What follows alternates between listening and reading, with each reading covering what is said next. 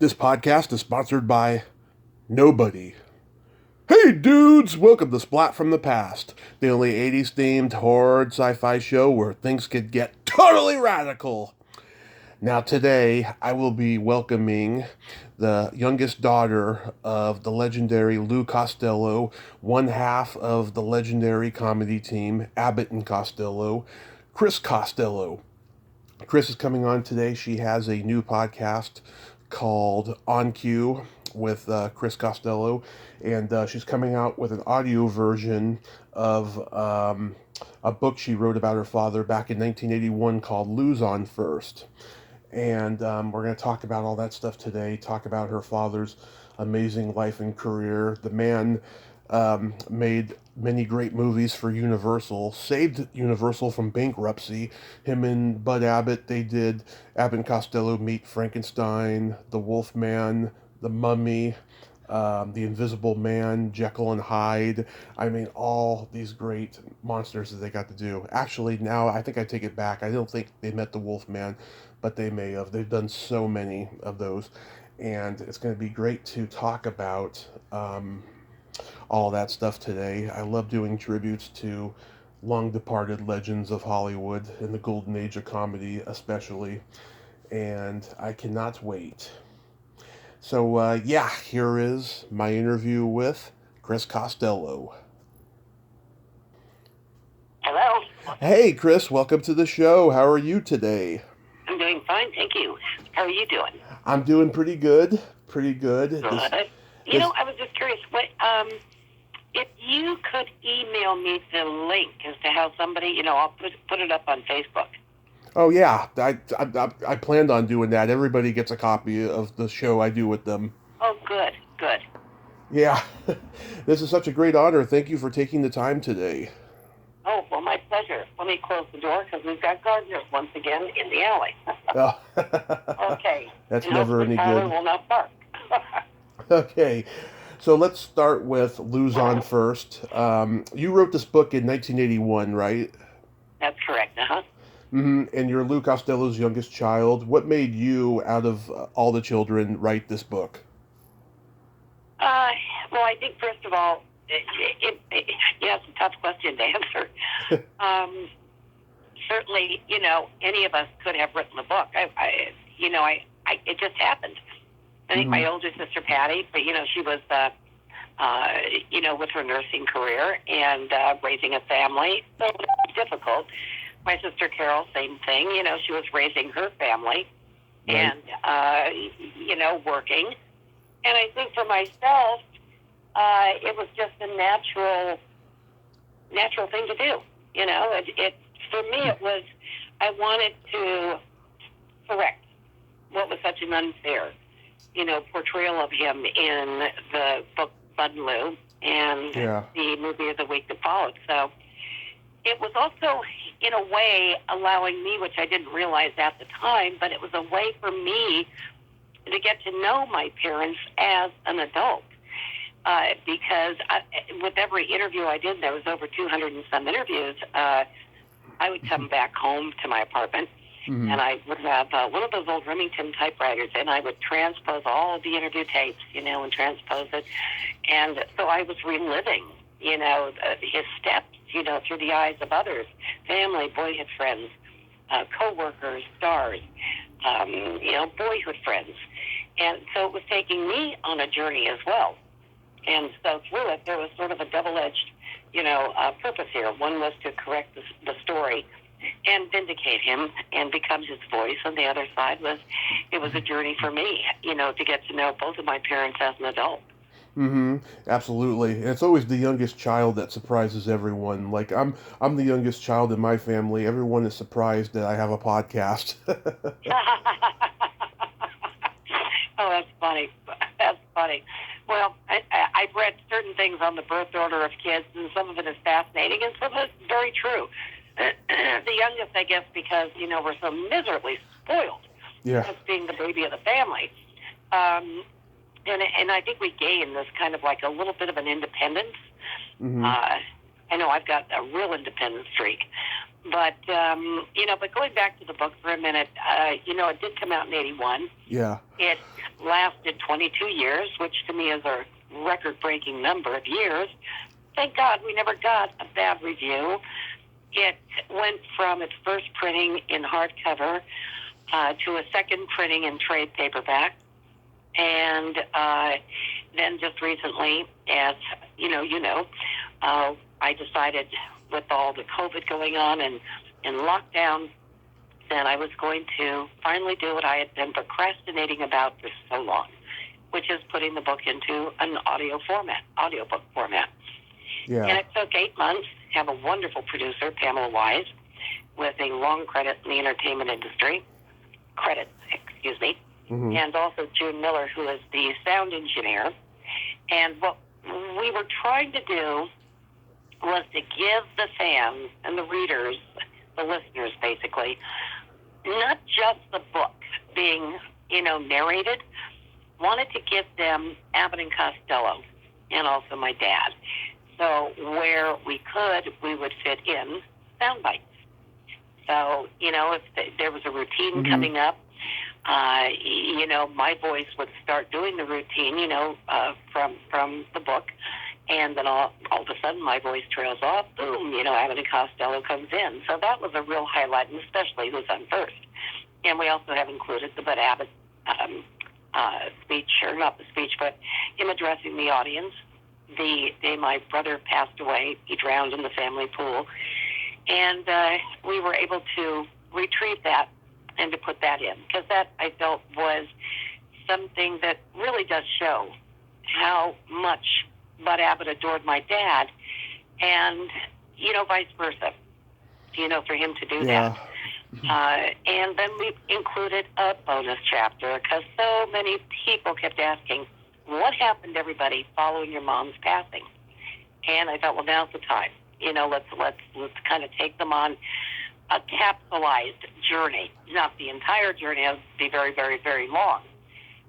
But the success has been wonderful. The response has been wonderful. I'm just humbled by the people writing in, thanking me for doing the audio version.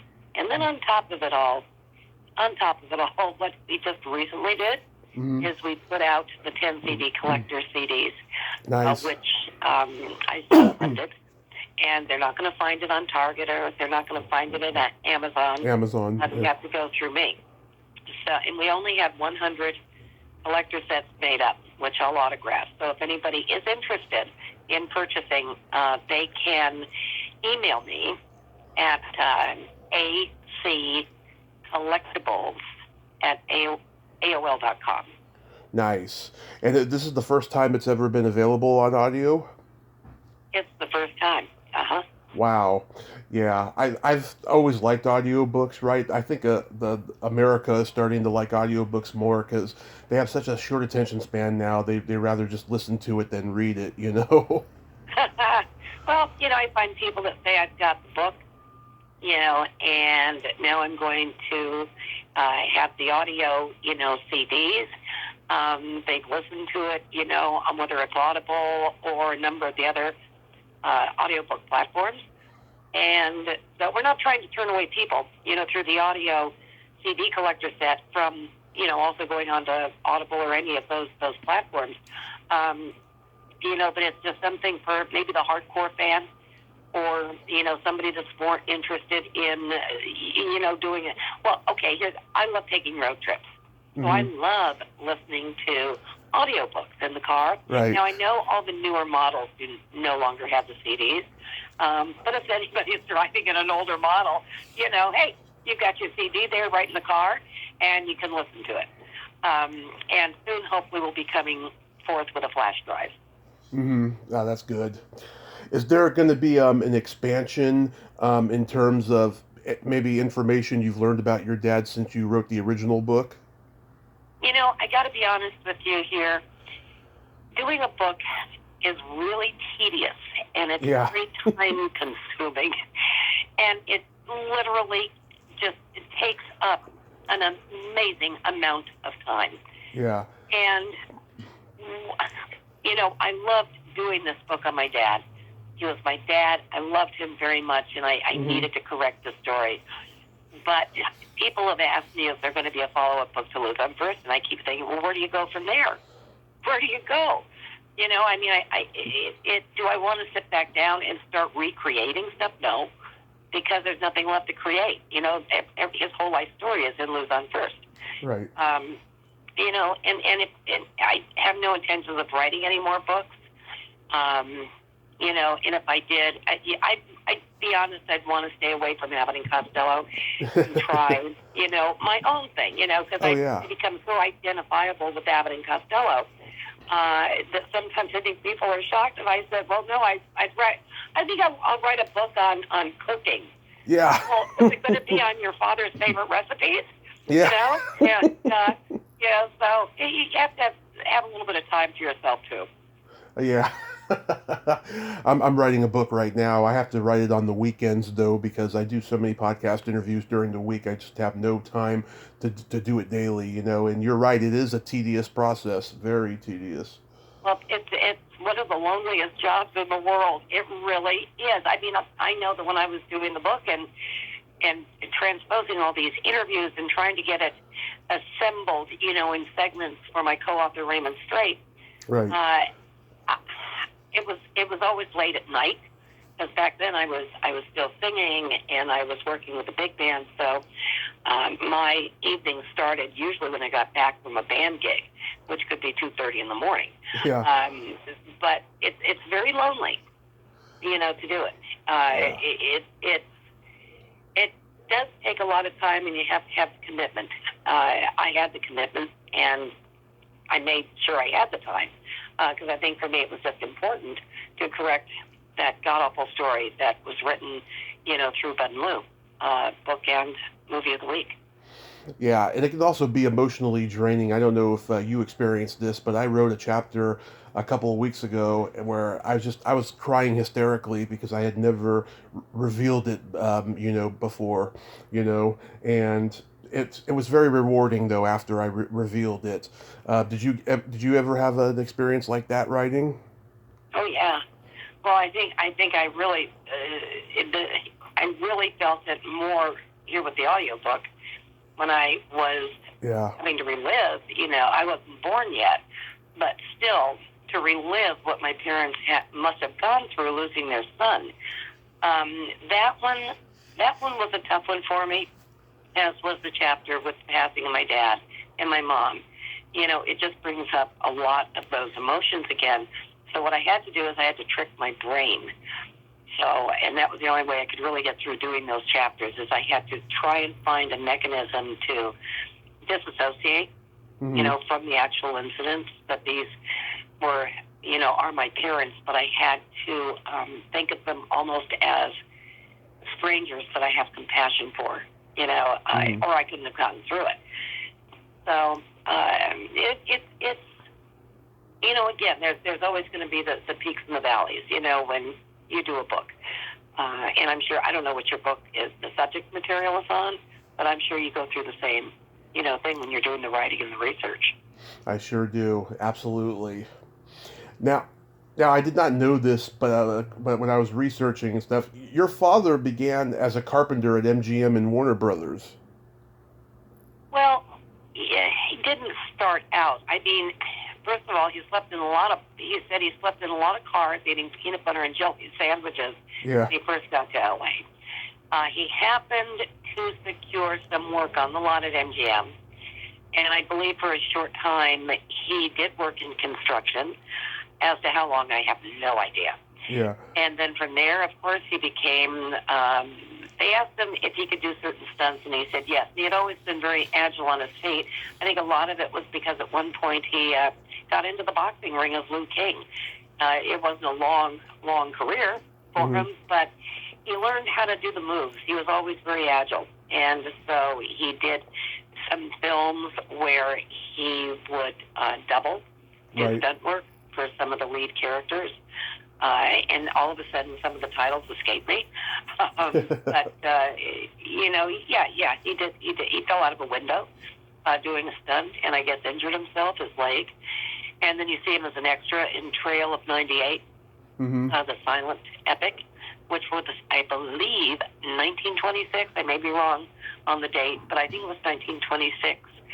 And so you see him, don't blink, because he comes through the saloon door in a cast. His leg is a cast and crutches, and it's very short. But that was an actual incident that occurred when he was doing a stunt thing. I think it could have been even for Dolores Costello, Mm-hmm. who was also making films at MGM at the time. Yeah. Wow. And this was like during the Great Depression, so it really was hard times, right? Oh, sure it was. Sure. Yeah. But that's where he got, I mean, he got the taste. He got the bug. He wanted to work in films. He had always wanted to be a dramatic actor. Mm-hmm. And growing up, his idol was Charlie Chaplin. So Charlie Chaplin had a big influence on him. But it was Dolores Del Rio, I believe, or Dolores Costello, that had said to him, now see, I'm going to have to check my own book, that he should hone his craft, go back to New Jersey, but learn his craft, and let Hollywood ask for him. And that's what he did. He got as far as he hitchhiked, got as far as St. Joe, Missouri, ran out of money, saw that they were looking for a Dutch comic across the street from where he was having, I guess, his last meal on his last couple of quarters. And he applied, and he started working, for the theater. And he was there 16 months, I believe, saved enough money to take the bus back to New Jersey, and the rest is history. Wow. Yeah, I read about the Charlie Chaplin influence. He claimed to have seen the Gold Rush 16 times. He had great taste in Charlie Chaplin movies, because that's one of my favorites. He probably ditched school to see it too. Yeah. Didn't he try to buy the rights to The Kid or something? I think there was talk about that. Yeah. There was talk about it, but nothing ever came to fruition on it. Did he have a relationship with Chaplin? They met, and I do have photos of the meeting. In fact, Universal did a publicity shoot at our home on Long Ridge back in the 40s. And the expression on my dad's face was priceless, because you can see he was just in awe of being with his idol, Charlie Chaplin. And Charlie Chaplin is looking back absolutely with an expression of getting a big kick out of watching this now famous comic, just idolizing him. But yeah, they did meet. Did they keep in touch? I'm not sure if they kept in touch throughout the years, because I know Charlie then went to Europe. Yeah. And Dad was still here, but he had a tremendous and a fondness for Charlie Chaplin. To him, he was an actor. He was not a comic. He was an actor, and that's what he wanted to do. Mm-hmm. Absolutely. And then I know that he and Bud both had two different partners when they met originally. When they actually got together, were they playing the vaudeville circuit? Yes, they were. It was the burlesque circuit. Dad had seen Bud work, on the bill when he was working with other comics. And Bud had seen Dad work. They were somewhat familiar with each other, not working together as a team, but each other's work, their style on the stage. And when they did start to work together, I think one of the first bits they did was the lemon bit. Yeah. Which Bud, started doing long before he teamed with Dad. And when they did team up, well, first of all, I don't want to give out too much, because this is all in the audiobook. Yeah. But, of course, the magic was there. Right. And it was Bud who said, to my dad, who had gone off to, I think, at the Orpheum or something in Chicago, and said, if you'd like to team up, please contact me when you get back. And, he did. And, thank God. Yeah. Thank God Dad did not lose that number. Yeah, because there was no internet back then. Really? So when they signed with Universal, that was back when Universal was a B movie studio, and they were on the verge of bankruptcy. Isn't that what happened? Well, yes. There was, the studio was hurting. It was a B studio. It's the studio where Louis D. Mayer threatened to send the Clark Gables when they got out of line. And, Dad and Bud, signed the contract with them. They felt they would have a little bit more freedom than if they were signed, let's say, with 20th or MGM. Yeah. And also Universal gave them, because they requested it through their manager, Eddie Sherman, that they get 10% off the films. So they did have a profit participation in most all of their films. Mm-hmm. They also had W.C. Fields and Mae West on their roster at that time. Oh, they had many good stars, absolutely. But Dad and Bud is the one who really got them out of the red and into the black, as did Francis the Talking Mule. Oh, yeah. With Donald O'Connor back in the early 50s. He did their movies did the same thing. Once again, lifted Universal, out of debt.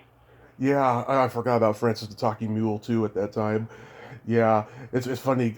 Hope and Crosby and the Marx Brothers, they were all at Paramount, right? But Universal distributed their films on home video, and I used to say they were Universal guys, and people would tell me, no, they were Paramount guys. Paramount just had, Universal had the Paramount library on VHS. I was like, really?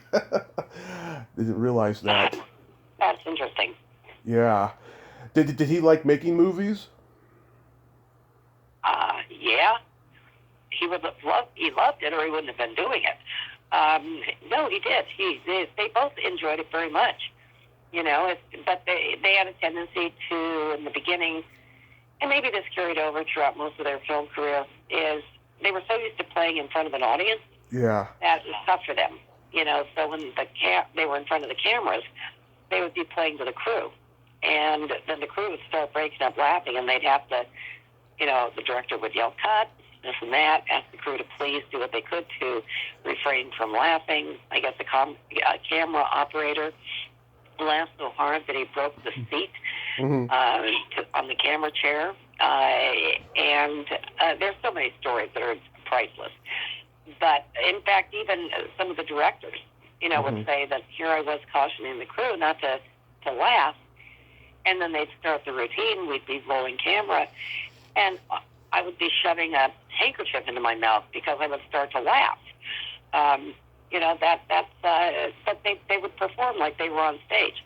So when it came to their routines, there was no director that could really guide them through that. They were the masters at that. Charlie Barton, one of the greatest of the Abbott and Costello directors, in my opinion. He said you had to let Bud and Lou just run with it. He said there's no way you could direct them when it came to their material with routines. They knew it backwards and forwards. And also they ad-libbed. They were notorious ad-libbers. So, you never saw the routine the same way twice. In fact, when they would film, like the drill routine in Buck Privates, regardless of how that routine was written, every time they would do a take on that routine, it was totally different. But Arthur Lubin had the right idea. He told the producers, he said, I'm going to let them just roll, with every take.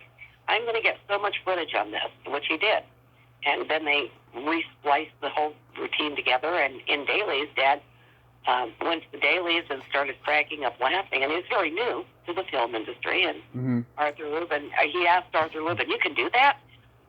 And Arthur Lubin said, yeah, we can edit, we can splice together. And he said, wow. He said, that's a real funny bit. And, but when it came to their routines, they loved, that was what the audience wanted too. They wanted more of the Abbott and Costello, bit. Yeah. And then all those comedy teams, they would have, a movie, they would have like a movie bit, on stage bit, a radio bit, or an album bit. They were always constantly changing their act, to accommodate the platforms. Right. In those days. Do you remember the first movie of your dad's that you remember seeing? Well, here again. I didn't grow up watching Abbott and Costello films. I grew up watching Little Rascals. My idols were Spanky McFarlane and Alfalfa. That's what I lived to see, as most kids my generation probably felt the same way. So people, I think, actually think that, I sat down as a kid and I did nothing all day but watch as much Abbott Costello as I could. But I guess the first film I remember seeing as a kid would be in our home theater, and it would have been Jack and the Beanstalk. Okay. That one is, I was old enough to kind of zero in on it. But again, I was not looking at my dad. I was looking at a character. Most people think, well, when Lou Costello came home, it must have been pretty cool to have Lou Costello as a dad. And well, yeah, it was pretty cool to have Lou Costello as a dad, but not as the comic, but simply because he was my dad. Whether he was famous or not, he was just an exceptional, loving, father. So when he walked in that door, that character was left at the studio. He did not bring that character home with him. And maybe that I think it's sometimes hard for fans to grasp that. Maybe he's supposed to walk in the front door with the derby and trip and run into the wall. But, he was just totally the opposite. Very quiet, at home. He didn't want to have to be on. And yet, if one of the kids, myself included, were sick, he would do whatever he could, to make you laugh. As my sister Patty would recall, that when she and my sister Carol had some childhood disease, measles, mumps, whatever, chicken pox, he would come in, and just to get him laughing, he would do a shtick, he would start running into the walls or tripping over his feet, and he could turn it on instantly. He could put a child in the room, a young person in the room, and he was on. Then you saw the character come to life. Yeah, when I was a kid, I was in such a Laurel and Hardy and Martin and Lewis phase that my dad was always trying to get me to watch Abbott and Costello movies. I just didn't want to do it, and then when I got to like my early 20s, I started watching them, and I love them now. But yeah, I can understand how you were into other things besides your dad's work. Well, it's like realistically, it's like anybody whose father goes off to work. Goes off to work, comes home, sits down at the dinner table, and this and that. And that's exactly how it was in my home. As I remember Dad going to work, coming home with pancake makeup on his face. And, because it was that was very dramatic makeup back then. Yeah. He would, wash it off, of course, sometimes at the ranch. He would take a bar of soap and a washcloth in the pool and wash his makeup off. But it was basically, just Dad when he walked through that door. There was no talk sitting around the dinner table of, what he did at the studio, what scene they did, It was more like to the kids, what did you do today? He wanted to tap into, what the family was doing, what they had done. So, because I had somebody once ask me at the dinner table, would Dad sit around and talk about his burlesque years? Or, people as a norm in the film industry, and this goes way back then too, and up to the day, really don't sit down when they're at home on their downtime. Yeah. And bring their work home with them. It's kind of like that's their time away from it. Right. How about do you have a favorite of the movies that your dad did?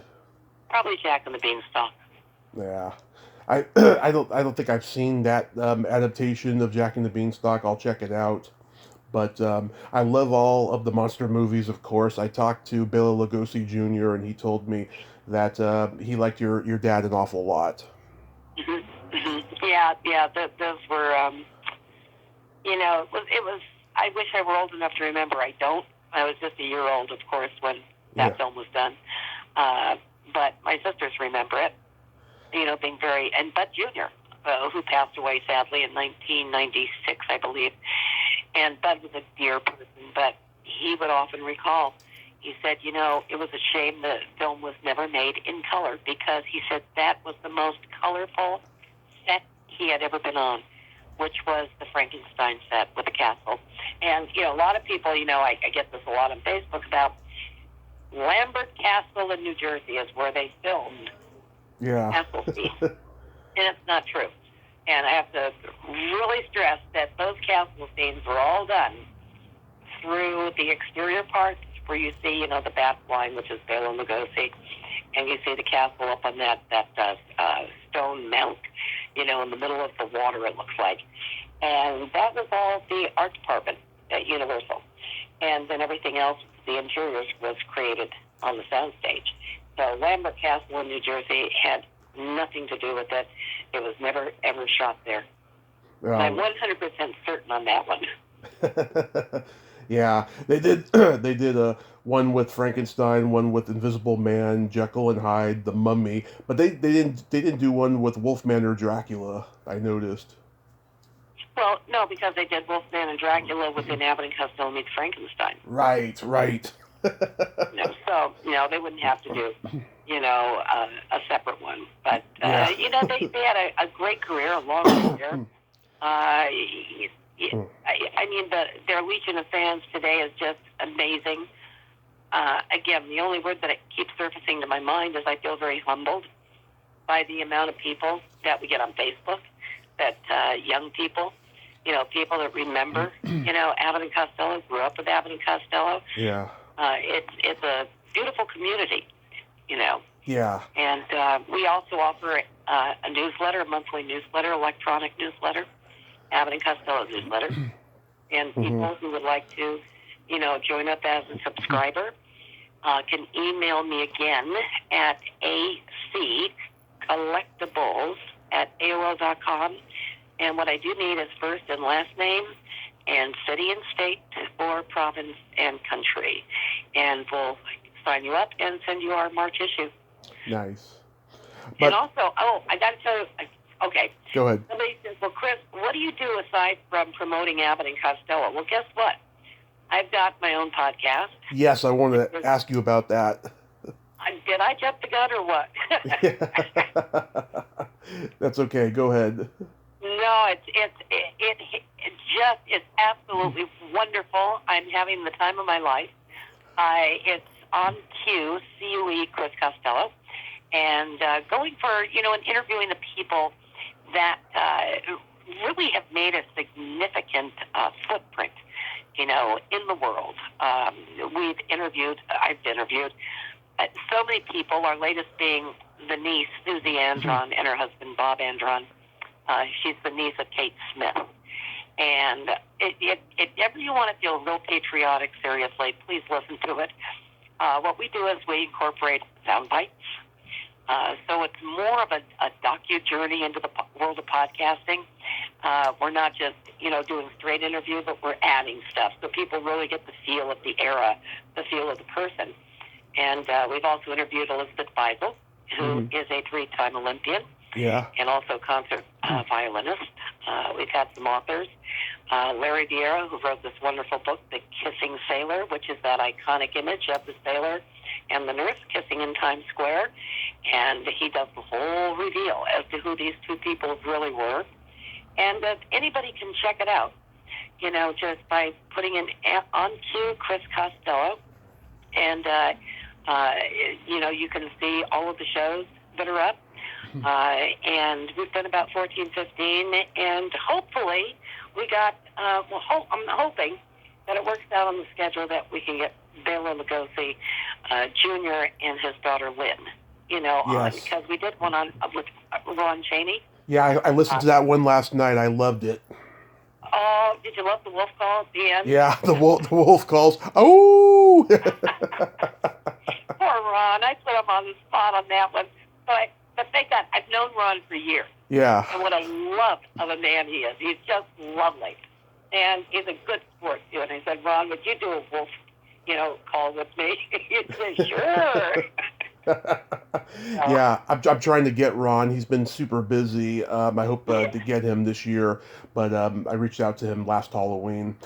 But yeah, I mean, I try to encourage everybody to start a podcast because I think it's the greatest platform that we've had in the world, especially since the new century began. Are there any particular subjects you want to explore on the show, and maybe specific guests you'd like? I'm sorry, I didn't catch the question. Okay, are there specific subjects that you'd like to talk about on your podcast and get specific guests on? Well, as a rule, I'm staying away from interviewing entertainers. Okay. Right. And the reason being is there are so many podcast platforms that are doing that, and they do a beautiful job of it. My goal is to really get into a whole other arena. I want to interview the people that are breaking the glass ceiling, that, as I said, are really making that imprint. For instance, I interviewed Lieutenant Colonel Nicola Polidor, who, as it turns out, was the first female pilot to fly the B-2 stealth bomber over the Rose Parade in 2019 or 2020. People like that, I mean, she's fascinating. I mean, she's only one of 10 women in the U.S. that are qualified to fly the B-2 stealth bomber. And if you've seen pictures of it, it's massive. It's massive. So, I mean, I love that. And we had Gary Powers, who was a dear friend of his mother, Sue's. But Gary Powers, being the son of Francis Gary Powers, the U-2 pilot whose spy plane was shot down over Russia in 1960. I did a beautiful interview with him. It was a two-parter. And then what we did is we got Gary, and we got the late Sergei Khrushchev, who is the son of Nikita Khrushchev. And it was interesting to interview the two of them, the two sons of these two legendary figures.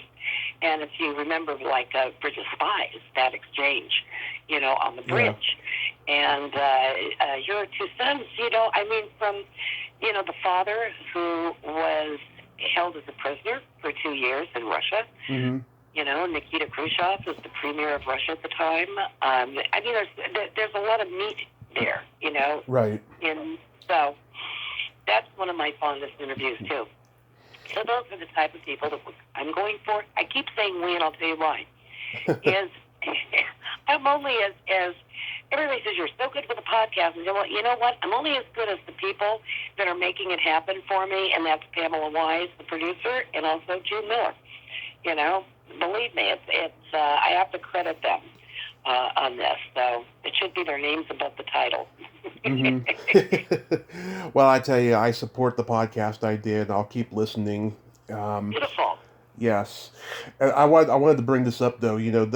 Those Abbott and Costello monster movies are so influential. Last year, I talked to this director, Tom McLaughlin, and he directed Friday the 13th, Part 6, and he told me the reason why he didn't direct Part 7 was because he wanted to do Cheech and Chong Meet Jason as a homage to Abbott and Costello and the monster movies. And Paramount flipped over the idea, but Cheech and Chong had broken up, so that's why it didn't happen. But it's gotten around, because he's been telling this in a lot of interviews, that people want to see it. And I talked to Tommy Chong the other day. I was going to bring it up to him, but I didn't get a chance to, unfortunately. But he did tell me that him and Cheech's bit, Dave's Not Here, is kind of based on who's on first. That is so funny. I just love stuff like that. Do you still talk to him? Who? Do you said you talked to him? I talked to Tommy Chong the other day, yeah. Oh my God. Well, tell him that I'm a great fan of theirs. Seriously, I am. Absolutely. And I also like Buck Privates, which you mentioned earlier. That movie is in Neil Simon's movie Biloxi Blues. The whole platoon watches it in the mess hall theater, and they all just crack up at it. I know. No, it's thank God, we've been, our Dad and Bud's clips have been shown in so many TV shows, movies. In fact, Rain Man, perfect example with Dustin Hoffman, right, and Tom Cruise. The Who's On First was the running thread throughout that entire film. Mm-hmm. Yeah. Have you seen any good comedians who can impersonate your father well? Well, first of all, I'm going to have to leave in about 5 minutes. Yeah. So, I could tell you who I thought would have made a great Lou Costello, but he may be too old for it now, which is Nathan Lane. Oh, yeah. Again, I really, I off the top of my head, I really, really don't, other than Nathan Lane. And there's another gentleman who's also a very dear friend of mine, Ron Masak, he played the sheriff in Murder, She Wrote. Yeah. So if anybody is curious on the name or the sheriff, just Google him. Ron Masak, Masak, and I swear you're looking at my dad. So, I saw one. As far as anyone today, I really don't know. Really don't know. I saw one back in the early 80s on SCTV, the sketch comedy show in Canada. Tony Rosado played your father in a sketch called Elvis and Costello, where Lou Costello and Elvis Presley are doing an act together, and Tony Rosado did your father so well and so hilariously. It was Great. like dead on. If you go on YouTube and check it out, it's there. Yeah. That's great. That was great. Yeah. Well, Hey, I will definitely do that. But Tommy, I do have to run. I really enjoyed doing the interview with you, absolutely. and I hope that I've given you a lot of information. If not, we can certainly do a part 2 sometime. Okay? Okay, absolutely. And like I said, I support your podcast, and I will Thank you send. so much. Yes, and I also I'll get the audio book, and I'll send you the link to this. Oh, that's wonderful, and I'll get it up on Facebook. Okay? Okay, awesome. Beautiful. Thank you so much. I really appreciate you're taking the time to interview me. I wish you nothing but continued success with your podcast. Oh, thank You're you. very, very good. And if I can think of anybody for you, I'll certainly push it your way. Oh, I'm always looking. Thank you so much, Chris, and you have yourself a Pleasure. great rest of your day, and wear a mask when you go out. Oh, always. I'm even wearing it in the house. Okay. I will. I promise. Okay. Okay. Bye-bye. Well, there you have it. Chris Costello. Ain't she a sweetheart?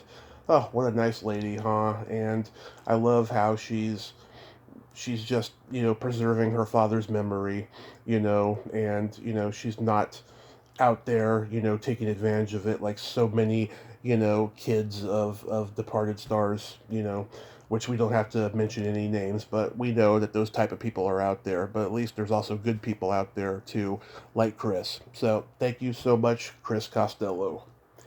Well, until next time, this is Tommy Throwback Kovac saying, there's no shame in living in the past because the present sucks. Later, dudes. Hey, Abbott. Oh.